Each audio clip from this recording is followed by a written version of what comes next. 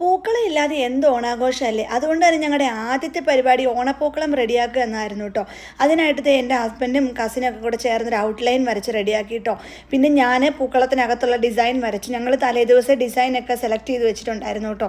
എന്നിട്ട് ഞങ്ങളിത് എല്ലാവരോടും ഒരുമിച്ചിരുന്ന് പൂക്കളം ഇടാനായിട്ട് തുടങ്ങി. നമ്മൾ പൂ ഉപയോഗിച്ചല്ല പൂക്കളം ഇട്ടത്, നമ്മൾ ഉപ്പുകല്ല് കളർ മിക്സ് ചെയ്തെടുക്കുമായിരുന്നു കേട്ടോ. ഒരു 5 ഷെയ്ഡ് റെഡിയാക്കി ഞങ്ങൾ ഓൾട്ടർനേറ്റ് ആയിട്ട് ഇട്ടിട്ട് ഒരു അടിപൊളി പൂക്കളം സെറ്റാക്കിയിട്ട് ഒരു 1.5 മീറ്റർ സൈസിലുള്ള ഒരു പൂക്കളാണ് ഉദ്ദേശിച്ചിരുന്നത്. അപ്പം ഞാനും ഉണ്ടായിരുന്നു കേട്ടോ പൂക്കളം ഇടാനായിട്ട്. പക്ഷെ വീഡിയോ എടുക്കാനായിട്ട് ഞാൻ പോകുന്നത് കൊണ്ടാണ് കേട്ടോ.